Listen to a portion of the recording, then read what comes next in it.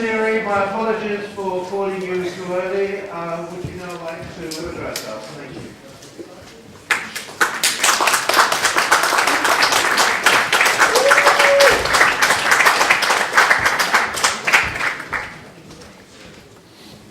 You have 5 minutes to speak, Doctor.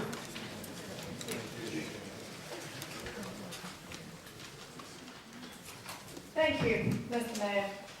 I'm Dr. Petition.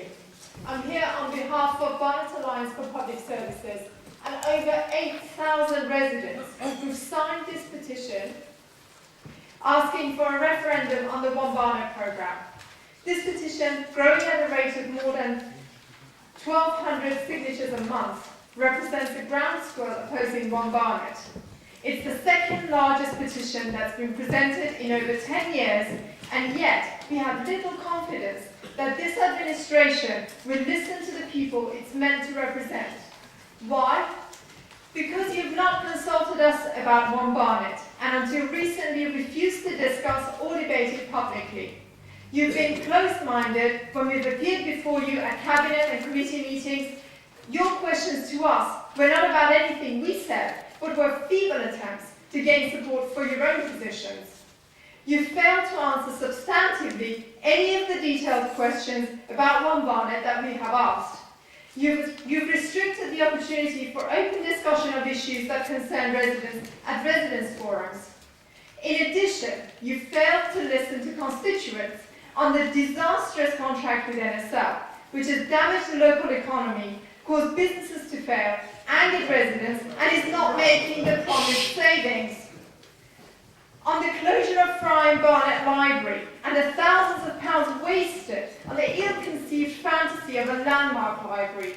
On the local authority trading company, Your Choice Barnet, which has been failing vulnerable people across the borough and losing money.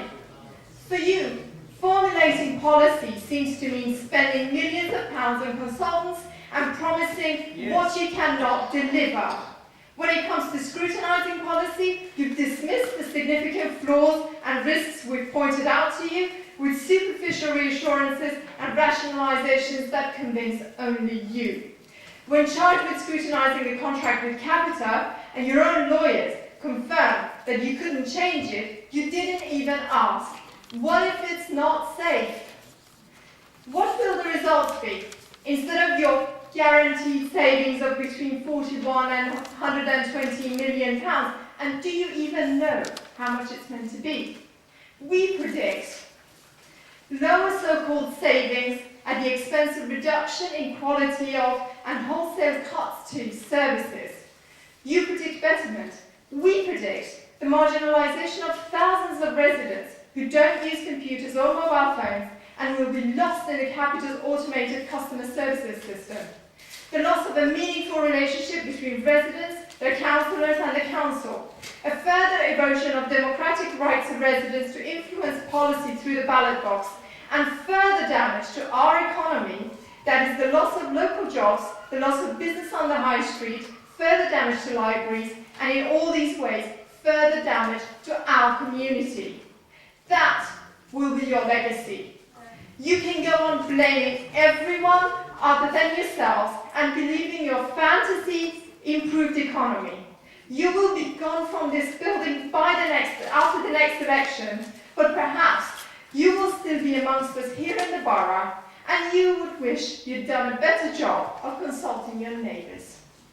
We will continue to campaign for our democratic rights, for good quality public services and against their sale to private companies, against unnecessary cuts and unnecessary payments to consultants, against each of you who supported One Barnet if you stand again for public office here or elsewhere, as we did in the GLA and with Brunswick Park elections. 1 minute left. We will continue to campaign for the next elected council, whichever party it may be, to bring services back in-house if the contract with Capita goes ahead, and for a council that truly engages its residents. And we are not alone. The High Court has decided that the case for a judicial review brought by Maria Nash requires a hearing. It will come It will come before the court after 18th of March, which means you can't sign the contract with Capita before then. In this petition, the residents ask for their democratic rights to express their opinion on One Barnet in a referendum. We expect the council to scrap the One Barnet programme if the referendum so concludes. And, Mr. Mayor, this is the referendum.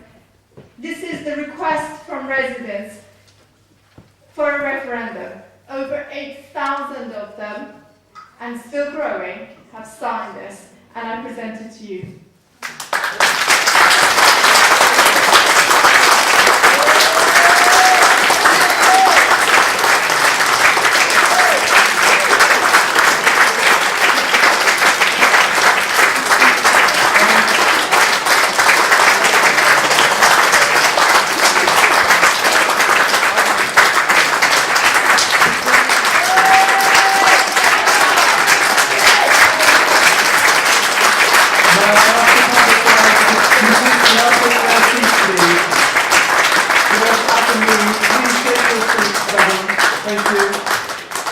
Councillor Daniel Thomas.